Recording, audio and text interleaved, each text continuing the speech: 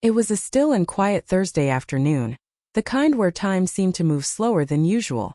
I was bent over my workbench, twisting bolts with my wrench, fully absorbed in the rhythm of my task, when a faint vibration pulsed against my leg. My phone. Pulling it out, I noticed Emily's name lighting up the screen. Emily. My fiancé of 8 months, my partner for over 3 years. A small smile tugged at my lips. I assumed she was messaging about her cousin Lisa's graduation weekend. Maybe she wanted to confirm travel plans or discuss what gift we'd bring. But when I opened the message, the words nearly knocked the air out of me.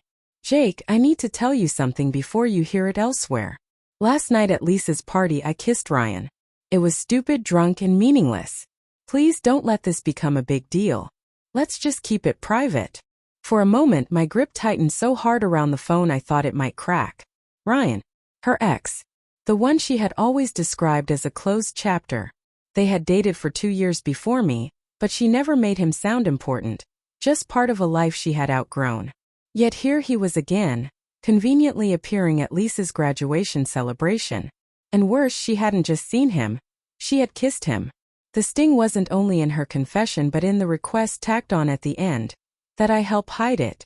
As though her disloyalty wasn't betrayal enough, she wanted me to play accomplice to her deceit. My reply was short. Got it.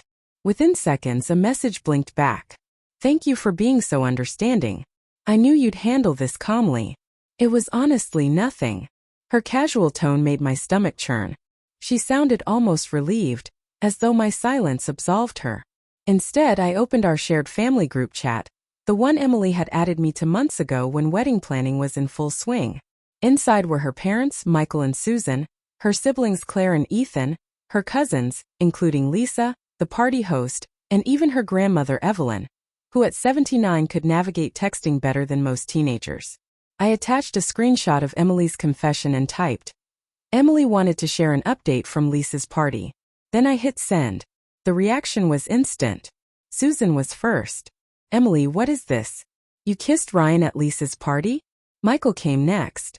Emily Jane Carter, explain yourself immediately. Claire's message followed, sharp and incredulous. You're engaged to Jake. How could you do this? Lisa chimed in, stunned. I saw you two talking, but I didn't realize it went that far. Emily, this is awful. Ethan added another blow. Ryan was bragging before he left, saying you still had feelings for him.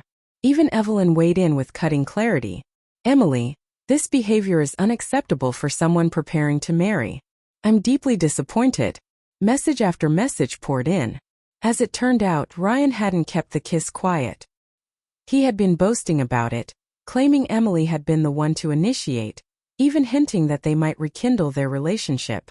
She had left the party early, which now looked less like an early night and more like an escape from facing the fallout. Then my phone rang. Emily. Her voice trembled with fury. Jake, why would you do this? I just shared your message with the family chat, I said evenly. Like you wanted. I never told you to do that. I told you to keep it private, she snapped. You said it was nothing and didn't need to be shared. I agreed it was nothing. Nothing worth hiding. That's not the same thing, she shouted. Sure it is, I countered. You kissed your ex at a family event and asked me to cover for you. If it was meaningless, why did you need it kept secret? She faltered, her tone dropping into pleading. It was a mistake, Jake. I was drunk. Being drunk doesn't make your lips find someone else's, I replied coldly. It just frees you to do what you already wanted. She hung up. Meanwhile, the group chat raged on. Emily, where are you? Mom wants to talk to you now, Claire demanded. This is unacceptable. We need to discuss this as a family, Michael wrote. Emily finally appeared in the thread. Everyone, calm down. This is being blown out of proportion. Her mother wasted no time. Blown out of proportion? You kissed your ex while engaged to Jake. It was just a kiss, Emily insisted. Claire lashed back. Just a kiss? With Ryan of all people? While wearing Jake's ring? Absolutely not. Ethan piled on. Ryan told everyone you said you missed him. That's not true, Emily shot back. But then her cousin Nathan dropped a bomb that silenced the chat for a moment. Ryan posted an Instagram story about reigniting old flames. Want the screenshot? He attached the image. Ryan smirking at the party captioned with, "Some connections never fade. The spark is still there." Michael exploded. "Emily, what is this? Ryan thinks you two are back together." Emily defended weakly. "He's lying. It was one meaningless kiss." Her mother pressed harder. "If it was meaningless, why didn't you tell us yourself?" "Because she knew it was wrong," Claire interjected before Emily could respond. Evelyn added her voice again, firm as iron. "Concealing something like this is dishonest. In my time, engaged women didn't behave like this." "Grandma, everyone makes mistakes." Emily tried to reason. Her grandmother didn't bend. "Mistakes like this prove you aren't ready for marriage." By now, her parents were livid. They had invested in this wedding, emotionally and financially. And to them, Emily's actions weren't just a private misstep, they were a disgrace. "Emily," Susan declared, "your father and I need to reconsider whether you're truly committed to marrying Jake. This behavior is shameful." Then she addressed me. "Jake, we are deeply sorry for our daughter's actions. She has embarrassed us all." I typed back, "Thank you, Mr. and Mrs. Carter. I appreciate your honesty." Moments later, Emily's name flashed across my screen again. Her voice broke with desperation this time. "Jake, you have to fix this. Tell them it was a misunderstanding." "What misunderstanding?" I asked. "You kissed Ryan and asked me to bury it. You're tearing my family apart," she cried. "No," I said quietly. "You did that yourself." At her cousin's event, everything fell apart. Emily had kissed her ex, Ryan, in front of people who knew us, and soon after whispers started swirling. I confronted her, and she brushed it off as just one mistake. But it wasn't. She not only kissed Ryan, she asked me to keep it hidden. And when the fallout came, she seemed more concerned with appearances than the betrayal itself. When I refused to lie, she hung up on me. The next evening, her father Michael called. "Jake, can you come by tonight? Susan and I want to talk this over properly." I agreed and showed up around 7:30 p.m.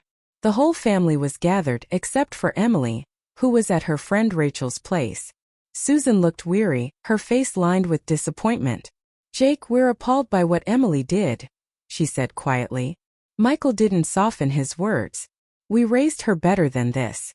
Kissing another man while engaged is unacceptable." Her sister Claire chimed in. "She's been odd about Ryan for months. She gets jumpy whenever he's mentioned." Then Ethan, her younger brother, dropped another bombshell. "She wanted to invite Ryan to your wedding. She told us you were fine with it." I nearly fell out of my chair. I had never agreed to that. Susan shook her head in disbelief. "She never told us that either." Michael's expression hardened. "So she planned to bring her ex to your wedding without your consent?" The conversation stretched on for over an hour. They grilled Emily's choices, questioning whether she had the maturity to commit to marriage. They also admitted they had invested heavily in the wedding, and now all of that felt wasted. Susan finally told me, "Jake, whatever decision you make, we'll support you. You're a good man. You deserve someone who treats you with respect." Michael nodded firmly. If she can't respect an engagement, how will she ever respect a marriage? Even Evelyn, usually quiet, whispered, "I agree." I left their home with a heavy heart, trying to process everything. The next morning there was a pounding on my door. I opened it to find Emily, her eyes swollen from crying. "Jake, we need to talk," she said frantically. "My family is canceling the wedding. My dad says he won't pay for it if I marry someone who can't keep private matters private." "That's an interesting perspective," I replied. She sniffled. "My mom says I humiliated them. Claire won't even speak to me. She says I'm selfish and immature." "She's not wrong," I told her flatly. "Jake, please, this is serious. My grandmother says I've disgraced the family name." "Your grandmother values honesty. Maybe you should have thought about that before kissing Ryan," I answered. Tears spilled down her face. "You didn't have to tell everyone." "I told the truth because I won't cover for a cheater." "It wasn't cheating, it was just a kiss," she tried to defend. "You kissed another man while wearing my ring. That's cheating." She collapsed into sobs. "I'll do anything to fix this." "There's nothing to fix," I said firmly. "You revealed who you really are." "That's not me," she begged. "It was one mistake." "No, it was several. You kissed Ryan. You tried to rope me into hiding it. You even planned to have him at our wedding without telling me. That's not a mistake, it's a pattern. I don't have a backup plan, she pleaded. Ryan means nothing to me. Then why kiss him? I pressed. She hesitated, then admitted. I was drunk and doubting if I was ready for marriage. At least that's honest, I said, pulling the ring box from my pocket. Now give me the ring back. Jake, no, she cried, shaking her head. But slowly she slipped the ring off and placed it in my palm. You're making a huge mistake, she said through her tears. The only mistake I made was not realizing this sooner, I replied. 3 weeks later, the aftermath was clear. Her parents canceled the wedding. They lost some deposits but managed to recover most of the money since vendors were sympathetic. Emily moved back in with her parents while she searched for her own place. The household atmosphere remained tense. No one fully trusted her, and conversations were cautious. Ryan attempted to reconnect once the story spread online, but when he realized she was truly single, his interest quickly vanished. Their family group chat fell silent. I stayed in it for a little while until Susan gently suggested I leave, since I was no longer officially part of the family. I thanked them for treating me with kindness and exited. Michael called me not long after. Jake, I want to apologize again for Emily's behavior. You handled everything with grace. She's been asking if you'd ever reconsider. What did you tell her? I asked. That the door closed when she kissed Ryan and then asked you to lie for her. That's the right answer, I told him. For what it's worth, we believe you dodged a bullet, Michael admitted. Emily's always been impulsive, but this revealed a side of her we didn't want to admit. The $13,000 ring now sits untouched in its box inside my drawer. A quiet reminder of what I almost tied myself to. A future of suspicion, doubt, and secrets. Oddly enough, I found comfort in how quickly the truth revealed itself. Emily's first reaction to being caught wasn't remorse.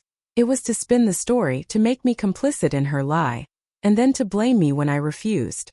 She learned the hard way that a family chat isn't a shield for betrayal. Her parents saw she wasn't ready for marriage. And I learned something too. Sometimes the only way to fight someone's attempt to rewrite reality is to shine a light on the truth.